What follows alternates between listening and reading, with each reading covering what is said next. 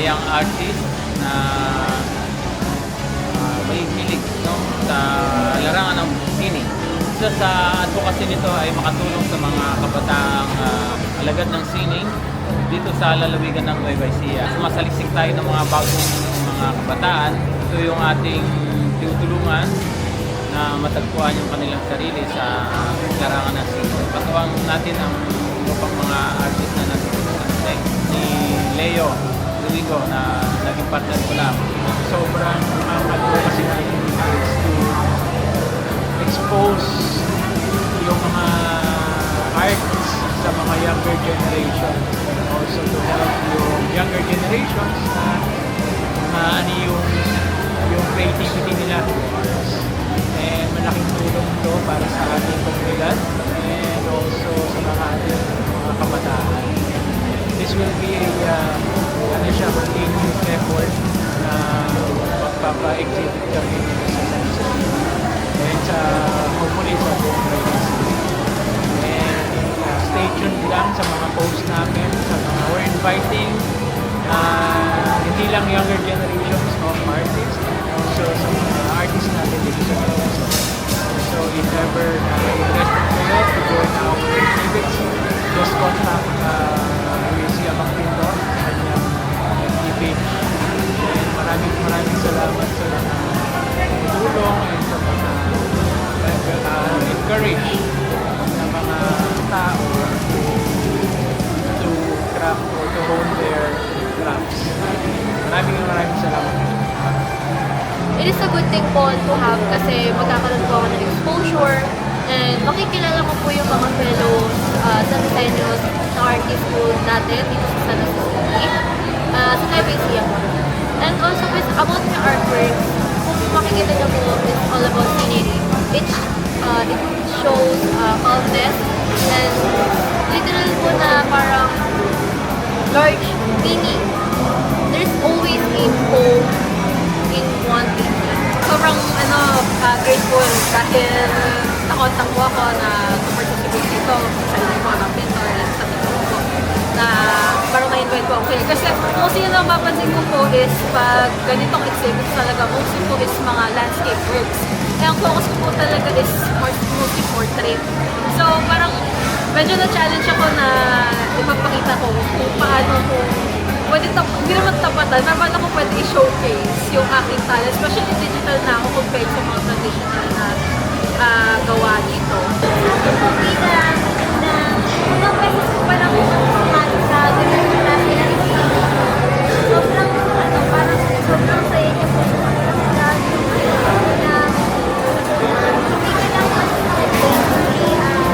sa ibang inyong sa ibang tao yung mga gawa ko na akala ko dati na nakakita tayo na nakikita sa I like people looking at my art. I want them to appreciate.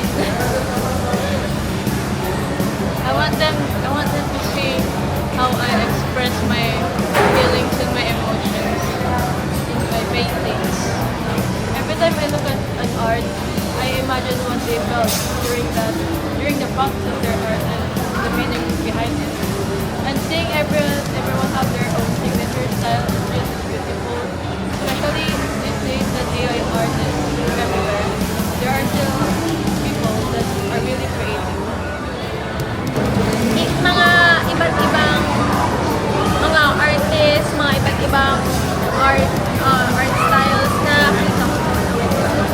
Even yung mga works pa po nila, it was very nice to see everyone getting along in the exhibit and showing off their work and feeding off their essences and the authenticity of the artworks in this exhibit was very raw.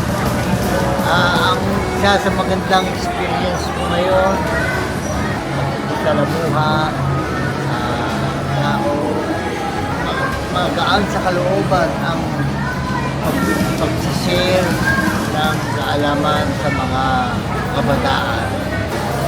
Kaya ako mamimingin na naman dito sila, nakasuporta po kayo nila. Yun lang ako. Kailangan tulungan natin sa inyo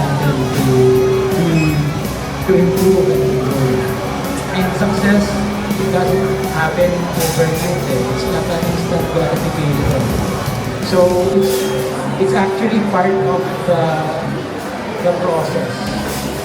So kung gusto natin mag-improve, so we need to understand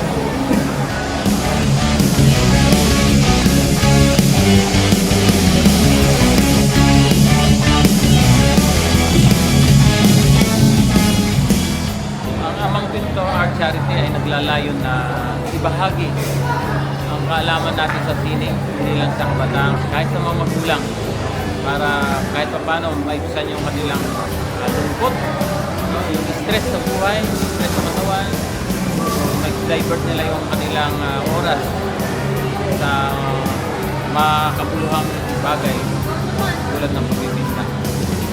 Proud po ako and gusto ko rin po maging inspiration sa ibang bata. And gusto ko po i-share yung art. Kung hindi ka na magsali sa Seryoso Arts Club, maaari ka magkaroon ng oportunidad upang mapaulan pa ang blessing, ang iyong kasanayan. Hindi lamang sa visual art, kung hindi mag-isa buhay. Kasi ang sining ay buhay. Ang buhay ay isang sining. Muli, isang makapalaya at makasining na araw sa ating lahat. Sa bawat guhit ng lapis, sa bawat indak ng paa, at bawat salit ng salita, nariyan ang diwa ng Pilipino. Ipagmamalaki natin ito, ipaglaban natin ito, at patuloy natin ipaglalaban. So mabuhay po ang sining ng Pilipinas. Maraming salamat.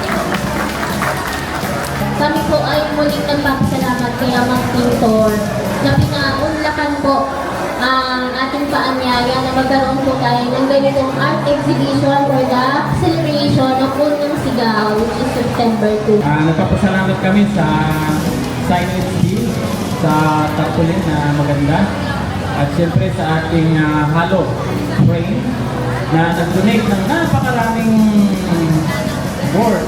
No? So nagpapasalamat din kami sa Green Tech na tayo ng sasakyan sa pagbubuhan, sa Llanera Barrio Eagles Club, yan, ang nag-donate ng ating kinakain ngayon, at sa Nueva Ecija Tourism, no, na nag-donate din ng pastel, at ganoon din sa San Jose Tourism, yan, ang sponsor natin. So maraming salamat sa inyo, sana huwag kayo magsawang sumusuporta sa ating mga kabataan. Maraming salamat.